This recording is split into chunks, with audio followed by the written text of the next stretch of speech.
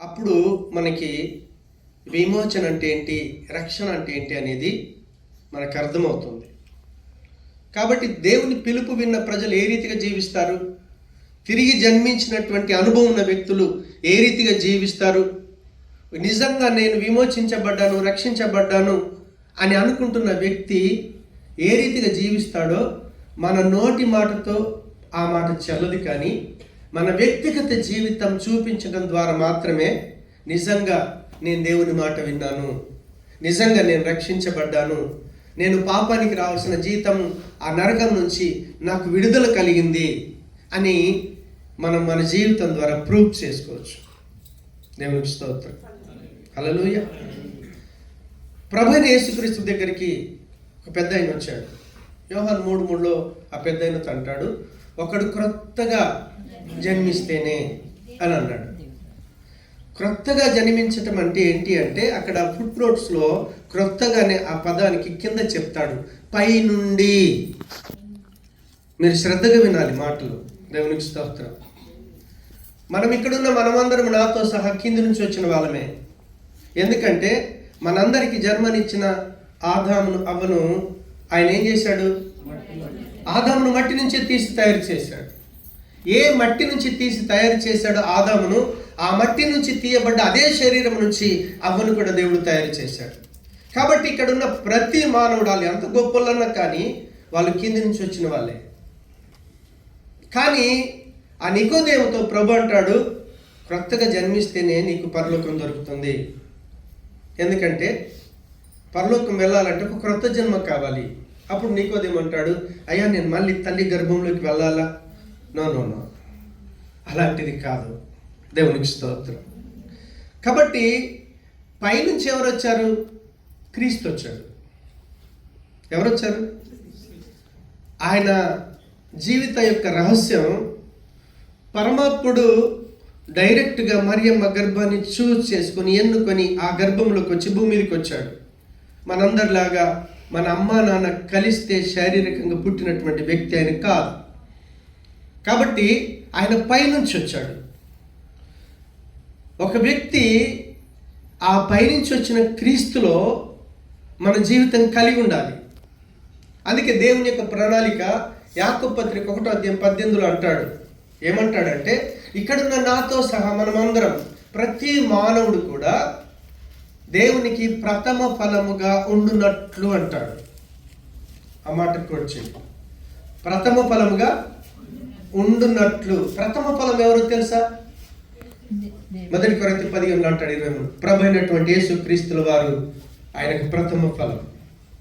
ఆయన అంటున్నాడు, ప్రథమ ఫలముగా మనమందరం, భూమి మీద ఉన్న ప్రతి మానవుడు కూడా ప్రథమ ఫలముగా ఉండునట్లుగా సత్యవాక్యము వలన మనలను తన సంకల్పం ప్రకారం కన్నాడు. దేవునికి స్తోత్రం. ఈరోజు ప్రభు దగ్గరికి వచ్చాం. దేవునికి సంబంధమైన జీవితాన్ని జీవించగలుగుతున్నాం. లోకస్తుల్లాగా మనం జీవించట్లేదు. లోకస్తుల్లాగా మనం జీవించట్లేదు అంటే దేవుడు మనలో ఒక క్రొత్త జన్మాన్ని ఇచ్చాడు. తిరిగి జన్మించిన అనుభవం. అమ్మ నాన్న ఇచ్చింది ఒక జీవితం అయితే, ఒక జన్మ అయితే, నిజంగా మనకు ప్రాణాత్మ శరీరం ఇచ్చినటువంటి దేవుడు తన మాట వల్ల, తన వాక్యం వల్ల, తన సత్యం వల్ల ఈరోజు మనమందరము కూడా క్రీస్తుకు ప్రథమ ఫలము, మనము ప్రథమ ఫలముగా ఉండునట్లుగా, అంటే క్రీస్తు వారముగా ఉండునట్లుగా, యేసు ప్రభుకు చెందిన వారముగా ఉండునట్లుగా దేవుడు ఏం చేశాడంటే సత్యవాక్యంతో మనల్ని కన్నాడు. కాబట్టి మనకేమొస్తుందంటే ఒక క్రొత్త జన్మ వచ్చింది, తిరిగి జన్మించిన అనుభవంలోకి వెళ్ళాను అని మనం అనుకుంటున్నాం అనుకోండి. ఒకవేళ అలా అనుకున్నదే నిజమే అయితే, ఇప్పుడు మన యొక్క ఉద్దేశం, మన సంకల్పం, ఈ ప్రపంచం మీద మనకున్న ఉద్దేశం కావచ్చు, మన కుటుంబీకుల మీద మనకున్న ఉద్దేశం కావచ్చు, డబ్బు మీద ఉన్న ఉద్దేశం కావచ్చు, అది మారిపోతుంది, డిఫరెంట్గా ఉంటుంది. ఇప్పుడు క్రొత్తగా జన్మించామనుకున్న ఒక బిడ్డకి, ఆ బిడ్డ మీ మమ్మీ ఎవరు అని అంటే ఫలానా అని చూపిస్తారు, పెరుగుతాడు. మా డాడీ, ఒకవేళ తనకి తమ్ముడు చెల్లినో అక్క ఉంటే మా చెల్లి, మా అక్క, మా నాన్న అని వాళ్ళు 100% చెప్తారు. అవునా కదా? కానీ తిరిగి జన్మించినటువంటి వ్యక్తికి కుటుంబం మీద ఆలోచన మారిపోతాయి. దేవునికి స్తోత్రం. కుటుంబం మీద, డబ్బు మీద. సపోజ్ డబ్బు అనుకోండి, నేను సంపాదించాను, నాది అంటాం. అవునా కదా? మనం దేవుని నమ్ముతున్నామని చెప్తాం, కానీ ఈ డబ్బు ఎవరిదంటే మీకు ఆపదత్తి దేని మీద చూస్తారు? డబ్బు ఉంటే బాగుంటుండే. అవునా కదా? ఇది డబ్బు మీద కావచ్చు, కుటుంబం మీద కావచ్చు, లేకపోతే మనం పరిస్థితులు చూస్తున్న ప్రతి దాని మీద తిరిగి జన్మించినటువంటి అనుభవం కనుక మనలో ఉంటే మన యొక్క ఉద్దేశం మారిపోతుంది. మనకు అమ్మా నాన్న జన్మ ఇచ్చిన ఆ జన్మను బట్టి, సపోజు మనం పుట్టి పెరుగుతున్నాం అనుకోండి, మనకు ఒక గోల్ ఉంటుంది. ఏముంటుంది? నేను ప్రయోజకుని కావాలి, మంచోని కావాలి, సంపాదించాలి, నేను డాక్టర్నో, ఇంజనీర్నో, లేకపోతే కలెక్టర్నో, ఊళ్ళో ఒక మంచి పేరు ఉండాలి. ఇది ప్రతి మానవుడికి ఉండే కోరిక. అవునక? కానీ దేవుని పిల్లలుగా నీకు నిజంగా తిరిగి జన్మించిన అనుభవం ఉందనుకోండి, ఒకవేళ మన ఉద్దేశం మారిపోద్ది. మన ఉద్దేశం ఎలా ఉంటుందంటే, తిరిగి జన్మించిన అనుభవం దేవునికి సంబంధించింది కాబట్టి నేను దేవుని రాజ్యాన్ని చూడాలి, దేవుని మాటల ప్రకారంగా జీవించాలి. ఉద్దేశం మారిపోద్ది. అందుకే రోమ 14:17 అంటాడు, దేవుని యొక్క రాజ్యము అని అంటే ఏంటిదంటే తినటం తాగటం కాదు. ఏం కాదట? తినటం త్రాగటం కాదు, కానీ నీతియు సమాధానమును పరిశుద్ధాత్మ యందలి ఆనందము. దేవునికి స్తోత్రం. ఇప్పుడు మనకు అమ్మా నాన్న ఇచ్చిన జీవితం ఏంటి? ఈ లోకంలో మంచోడిగా బ్రతకాలి, గొప్పవాడిగా బ్రతకాలి, బాగా డబ్బు సంపాదించాలి, లేకపోతే మంచి కారు, బంగ్లో, ఊర్లో మనకు ఒక సపరేట్, ఒక ప్రత్యేకత ఉండాలి. హల్లెలూయా. కానీ ఎప్పుడైతే మనం తిరిగి జన్మిస్తామో, దేవుని యొక్క వాక్యం చెప్తా ఉంది, దేవుని రాజ్యం అంటే తిని తాగటం కాదు. నువ్వు చికెన్ తింటావా, మటన్ తింటావా, శాకాహారం తింటావా, దేంతో తింటావో అది దేవుని రాజ్యానికి సంబంధించింది కాదు. మనం బ్రతకటానికి దేవుడు ఆహారం ఇచ్చాడు, మనం ప్రాణం తెప్పటించడానికి నీరు ఇచ్చాడు. కాబట్టి దేవుని యొక్క రాజ్యం అనగానే తినటం తాగటం కాదు. దేవునికి స్తోత్రం. దేవునికి రాజ్యం అంటే ఏంటిదట? నీతియు సమాధానమును. ఒక మనిషికి నీతిమంతుడు ఎప్పుడవుతాడో తెలుసా? చెప్పరా? మనందరికీ తండ్రి అయినటువంటి విశ్వాసులకు తండ్రి అబ్రహాము. చూడండి, అబ్రహాము ఎలా నీతిమంతుడిగా తీర్చబడ్డాడు? దేవుణ్ణి నమ్మాడు. ఆయన మాటను నమ్మి ఆయన ఏం చేశాడు? ఆ మాట నిజంగా విశ్వాసం ఉంచి క్రియ చేశాడు. అవునా? కాబట్టి ఒక వ్యక్తి నీతిమంతుడు ఎప్పుడు తీర్చబడతాడు అంటే, ఆ వ్యక్తి దేవుణ్ణి విశ్వసించాలి, దేవుడు యందు విశ్వాసం ఉంచినప్పుడు ఆయన ఏం చేయమన్నాడో చెప్పటానికి క్రియ కూడా చేయాలి. ఆయన చిన్న పని చేశాడు. ఏంటో తెలుసా? ఎన్నో రోజుల నుంచి ప్రేయర్ చేస్తున్నాడు. చేయంగా 75 సంవత్సరాలు మాట్లాడాడు. అబ్రహ్మ, ఖచ్చితంగా నీకు ఇస్తాను. నువ్వు ఎన్నితేంటి ప్రభా, నా ఇంట్లో పనుడు ఉన్నాడే ఎలియాజరు, నువ్వు ఇచ్చినవన్నీ ఆడికే కదా. లేదు, ఒక టైం వస్తుంది, నేను శారాకు కుమారుని ఇస్తాను. శారా కన్న కుమారుడే నీ కుమారుడు అవుతాడు. అతడు ఎంతగా విస్తరిస్తాడంటే ఒకసారి బయటకు చూడు, ఆకాశ నక్షత్రాలంతా. ఇసుకనే నువ్వు ఎంచగలుగుతావా? ఎంచలేవు, అంత సంతానం చేస్తానన్నాడు. అబ్రహాముకు విశ్వాసం ఉంది. కానీ కుమారుని ఇచ్చిన దేవుడు అన్నాడు, అబ్రహమా, నీకు ఒక్కగానొక్క కుమారుణ్ణి మోరియా దేశానికి రా, ఆ కొండ మీద బలిచ్చి. ఇప్పుడు అబ్రహాం ఏమనాలి? ప్రభా, ఇచ్చినావు, అంత ఇంత చేస్తానన్నావు, బలి ఇవ్వమంటున్నావు అనా? మరి ఇది ఎలా సాధ్యం అవుతుందా? కొడుకు లేకుండా సంతానం ఎక్కడి నుంచి విస్తరిస్తుంది? దేవుడిని ప్రశ్న అడగలేదు. భార్య దగ్గరికి వెళ్ళి నేను తీసుకెళ్ళి బలి ఇక్కలే అడగలేదు. ఆయన ఏం చేశాడో తెలుసా? ఇంట్లోంచి బయలుదేరాడు, 3 దినాల ప్రయాణం చేశాడు. కొండ ఎక్కుతా ఉన్నాడు, కుమారుడు అడుగుతా ఉన్నాడు, డాడీ కత్తి, కర్ర, నిప్పు అన్నీ ఉన్నాయి, బలి ఇవ్వటానికి పశువేదని అడిగాడు. ఒరే దేవుడు చూసుకుంటాడు రా, నీకు అటెన్షన్ ఎందుకు? దేవునికి స్తోత్రం. నిజంగా కుమారుని బలి ఇవ్వాలని అనుకోకపోతే ఆయన ఇంట్లో నుంచే బయలుదేరడం. కనీసం ఆ కొడుకు అడుగుతున్నాడే డాడీ బలేదని, అప్పుడైనా కొండెక్కకుండా కిందికి వచ్చేవాడు. ఒరే ఇన్ని రోజుల తర్వాత కన్నాను, దేవుడు ఇచ్చాడు, నేను బలి ఇవ్వలేను అని కిందికి వచ్చేవాడు. కానీ అలా చేయలేదు ఆయన. పైకి వెళ్ళాడు, బలిపీఠం కట్టాడు, కాళ్ళు చేతులు కట్టేసి కత్తి ఎత్తాడు ఆయన. అప్పుడు దేవుడు అన్నాడు, అబ్రహామా ఆగో, నువ్వు నిజంగా నీతిమంతుడు. ఎందుకో తెలుసా? నా మాట ఎందుకు విశ్వాసం ఉంచావు. కుమారుని బలి ఇవ్వమంటే నువ్వు వెనక్కి తీయలేదు, నన్ను అడగలేదు. ప్రభా నువ్వు కుమారుని ఇచ్చావు, మళ్ళీ ఇంతమంది పిల్లల్ని ఎక్కడి నుంచి తెస్తావని అడగలేదు ఆయన. విశ్వాసము క్రియ ఎప్పుడైతే తోడవుతాయో అప్పుడు ఆ వ్యక్తి నీతిమంతుడిగా తీర్చబడతాడు. ఈరోజు మనం నీతిమంతులు ఎలా అయ్యామో తెలుసా? యేసు ప్రభుల వారిని కళ్ళారా చూడలేదు, ఆయన సిలువ వేయంగా కళ్ళారా చూడలేదు. కానీ ఆయన నా కొరకు వచ్చాడని, నా పాపం కొరకు సిలువలో చచ్చిపోయాడని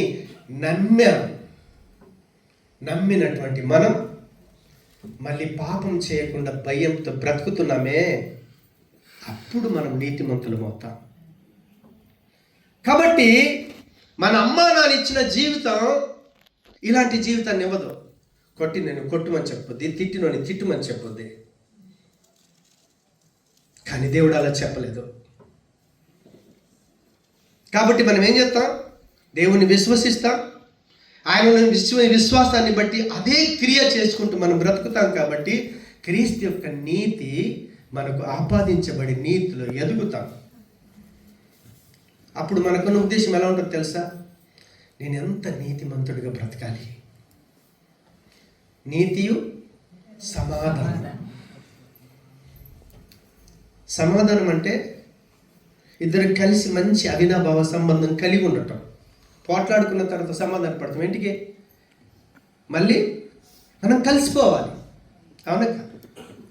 కాబట్టి సమాధానం వెతికే వ్యక్తి ఏం చేస్తాడంటే ఎప్పుడు కూడా పాపపు ఆలోచనలు చేయడం. పాపమే కదా మనని దేవునికి దూరం చేసింది. అవునా కదా? ఇప్పుడు ఆ వ్యక్తి పెరుగుతున్నప్పుడు, బ్రతుకుతున్నప్పుడు నేనేదో డబ్బు సంపాదించాలి, నేనేదో కలెక్టర్ కావాలి, నేనే డాక్టర్ని కావాలని అనుకో. సరే, దేవుడు కలెక్టర్ డాక్టర్ కావద్దన్నాడా?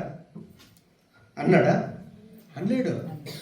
దేవుడు నీకు ఇచ్చిన టాలెంట్ని బట్టి నువ్వు ఏ స్థితిలోకి ఎదుగుతావో ఆ స్థితిలోకి ఎదగాలి. దేవుడు మనకిచ్చిన టాలెంట్ను ప్రపంచం కొరకు మనం ఏం చేయాలి? వినియోగించాలి.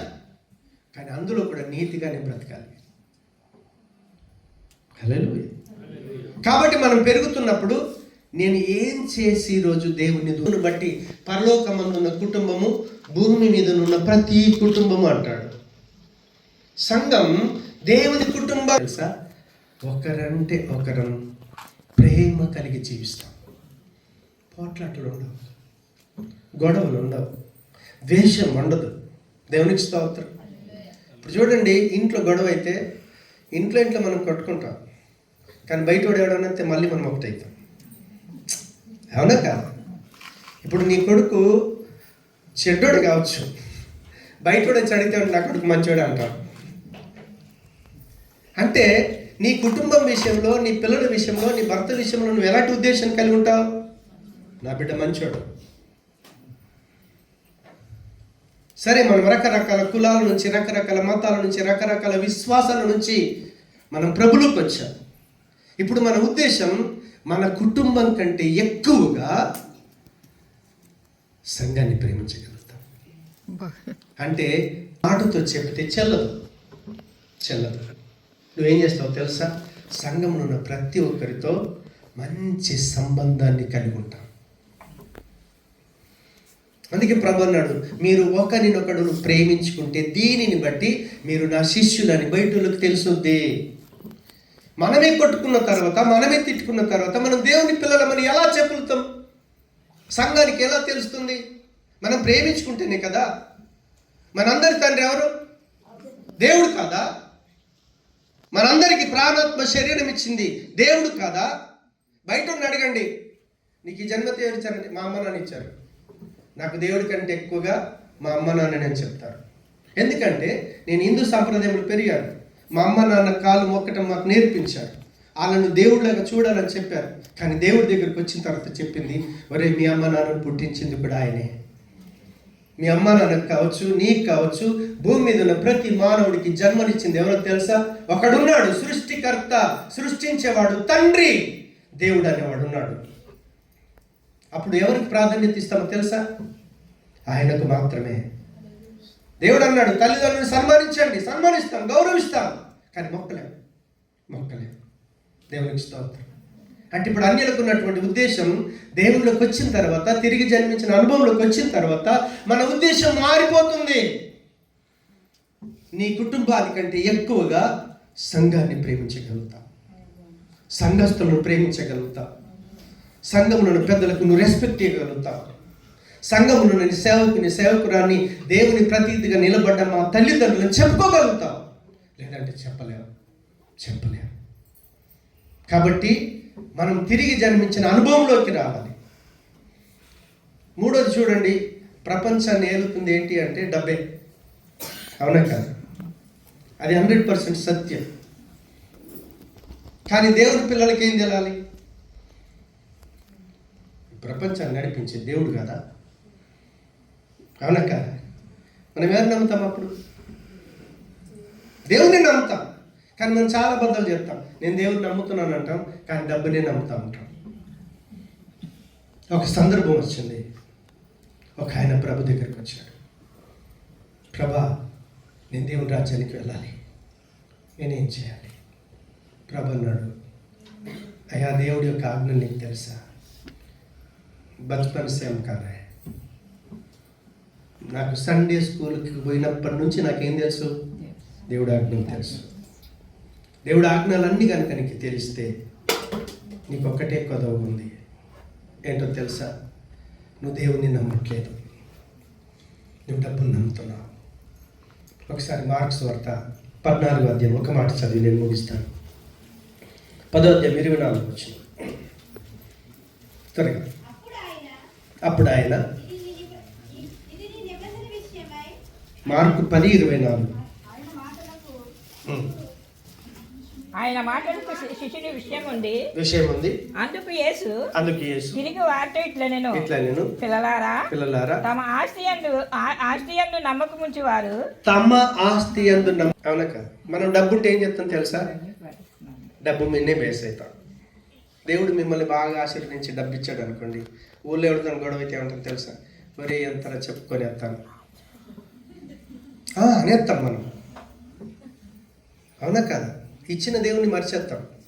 కానీ డబ్బు మీద నమ్మి మనం ఏం చేస్తాం? ఎదుటితో గొడవ పడ్డా, నీ లెక్కెంతరా, నీ బ్రతికెంతరా, అవునా? పక్కకున్న ల్యాండ్ ఉంది, గొడవ కొనేస్తానరా, ఇవి మనం అంటాం. అక్కడ వచ్చిన వ్యక్తికి ఏముందో తెలుసా? చిన్నప్పటి నుంచి ఆజ్ఞలు పాటిస్తున్నాడు, కానీ 100% ఏం చేస్తున్నాడు తెలుసా? డబ్బు మీద నేను నమ్మకం ఉంచాడు. అప్పుడు ఏమన్నాడు తెలుసా? ఒరే ఫస్ట్ దాన్ని తొలగించుకో. నువ్వేం చేయాలి? ఫస్ట్ దాన్ని తొలగించుకున్నావు అనుకో, ఇక డబ్బే లేనప్పుడు దాని నమ్మకం ఎక్కడ వస్తాం? మనం పేదలుగా ఉండటం కూడా దేవుడు ఇచ్చిన కృప అనుకుంటాను నేను. ఎందుకో తెలుసా? డబ్బు ఎక్కువైతే మర్చిపోతాం, తక్కువైతే తిట్టేస్తాం. అందుకే మనం ఏం కావాలి? ప్రభా, ఈరోజు తినడానికి ఆహారం ఇచ్చావు, నీకు స్తోత్రం ప్రభా. నాకు ఉండటానికి చక్కటి స్థలం ఇచ్చావు, అది కిరాయిదో సొంతదో నో ప్రాబ్లం. అన్న కోట్లు పెట్టి కట్టుకుంటాడు, కిరాయి ఇస్తున్నాడు. మన కొరికే, పేదల కొరకు. నిజంగా అంత ప్లేస్లోనే పడుకుంటాడు. మిగతాదంతా కూడా వెరలకే, మన కొరికే. అవునా కాదు? దేవుడు ఇచ్చిన కృప అది. మనం అనుకుంటాం, నాకు ఇంత బంగులు లేదు, ఏం చేసుకుంటాం? నీకు అవసరమైతే ఇస్తాడు ఆయన. ఎవడా? నీకు కారు అవసరంతో కారు ఇస్తాడు. ఆయన పరిస్థితిని బట్టి ఇస్తాడు. దయచేసి మీరు కోరుకోకండి, నాకు ఇంత మేడ కావాలి, నాకు సరిపడే ఇల్లు ప్రభు, నా అవసరతకు తగిన వెహికల్, సైకిల్ కావాలా, బైక్ కావాలా, కారు కావాలా, నీకు తెలుసు. అవునా? నేను దేవుని ఒకటే అడుగుతాను, ప్రభా నాకు ఇంత పెద్ద కారు, నాకు పరిచర్యకు ఉపయోగపడే కారు ఎలా ఇస్తావో నాకు తెలుసు. దేవునికి స్తోత్రం. ముక్కు మీద తెలియని వ్యక్తులు వచ్చి, అయ్యగారు ఇది మీ కారు అని ఇచ్చిపోయారు. ఆశ్చర్యపోయారు. సోనపూర్ నుంచి నడుచుకుంటూ వెళ్ళేవాడిని, ఒక వ్యక్తి వచ్చి సైకిల్ ఇచ్చాడు. ఆ తర్వాత ఒక వ్యక్తి వచ్చి బైక్ కొనిచ్చాడు. ఆ తర్వాత యాక్సిడెంట్ అయిన తర్వాత ఒక వ్యక్తి వచ్చి, అయ్యా మీకు లైసెన్స్ ఉందా అని అడిగాడు. అడిగితే లైసెన్స్ లేదయ్యా, కారు మెయింటైన్ చేసే శక్తి లేదు. ప్రేర్ చేశాను. అప్పుడు ఆర్ఆర్కే మూర్తి గారు కళలో వచ్చి చెప్తున్నారు, అయ్యా నీకు లైసెన్స్ కావాలా? నా భార్య సునీతమ్మకు చూపిస్తున్నాడు, మీ ఆయన లైసెన్స్ కొరకు అడుగుతున్నాడు, ఇదిగో మన లైసెన్స్ అని కళలో చూపించగానే తెల్లారే వెళ్ళి నేను లైసెన్స్ ఫైల్ ఓపెన్ చేశాను గలదారిలో. కరెక్ట్ 45 రోజుల్లో దేవుడి చేతుల్లో లైసెన్స్ ఉంచాడు. ఆమేన్. పార్కింగ్ తెచ్చి చేస్తున్నాను, టైర్ రివర్స్లో డివైడర్ కొట్టేసింది. 4 ఇచ్చాం, 4 తలిగిచ్చేసారు. వాడు తర్వాత వాళ్ళ ముగ్గురిని ఫెయిల్ చేసి పాస్ అని ఇచ్చాడు. అరే నా టైర్ డివైడర్ తగిలింది. జావయ్యా జా తుమ్ పాస్ హై. ఆశ్చర్యపోయాను. కారు మనకు అవసరం తెలితే లైసెన్స్ కూడా ఆయన ఇస్తాడు, కారు కూడా ఆయన ఇస్తాడు. డబ్బు వైపు చూడొద్దు. మన నమ్మకం డబ్బు మీద ఉంచనే కూడదు. మనకు ప్రాణాత్మ శరీరం ఇచ్చిన దేవుడు మనకు కావలసినవన్నీ ఇస్తాడు ఆయన. ఆమేన్. ఎందుకో తెలుసా? రాజులకు రాజు అయినటువంటి దేవుని పిల్లలం మనం. అది అన్యుడికి తెలియదు. వాడి లోకంలో డబ్బు మీదనే పెడతాడు. డబ్బు సంపాదించడానికి సంపాదించి వేరే వాళ్ళు తినటానికి విడిచిపెట్టి వాడు వెళ్ళిపోతాడు. కానీ మనం ఆ రీతిగా ఉండొద్దు. తిరిగి జన్మించిన అనుభవం కనుక ఉంటే మన కుటుంబం మీద ఉద్దేశం మారిపోద్ది. నేను దేవుని సంఘము, దేవుని కుటుంబం అని అర్థమవుద్ది. డబ్బు ఉందనుకోండి, డబ్బును నమ్మం. వస్తే వస్తుంది, పోతే పోతే. దేవునికి స్తోత్రం. డబ్బు అక్కడ ₹1,00,00,000 ఉండే అమ్మగారు చెప్పారు ఇందాక, విశ్వాసం దేవుల్లో ఉండాలి. అలాంటి విశ్వాసం ఎప్పుడు ఉంటుందో తెలుసా? నిజంగా తిరిగి జన్మించిన అనుభవం మనలోకి వస్తే మన ఉద్దేశాలు మారిపోతాయి, మన స్థితిగతులు మారిపోతాయి. సంఘం అంటే ఏంటో అర్థమవుద్ది. నీ జీవితానికి ఒక లక్ష్యం ఉంటుంది. నా దేవునిలాగా జీవించాలి, క్రీస్తును చూపించాలి, క్రీస్తులాగా పరలోకం వెళ్ళాలని ఒక గోల్ పెట్టుకొని బ్రతుకుతాం. అలాంటి జీవితాన్ని దేవుడు మనందరికీ దయచేయునుగా. తిరిగి జన్మించిన అనుభవంలోకి మనల్ని, మన కుటుంబాలను దేవుడు నడిపించునుగా. ఆమేన్. ప్రేమ గల మా తండ్రి, మీకు వందనాలు. విత్తబడిన నీ జీవపు మాటలు నా హృదయంలో, మా అందరి హృదయంలో నీరు కట్టి ఫలింపచేసి కేవలం నీ మహిమ కొరకు మమ్మల్ని అందరినీ సాక్షులుగా నిలబెట్టుకోమని యేసు నామమున ప్రార్థించి వేడుకుంటున్నాము తండ్రి.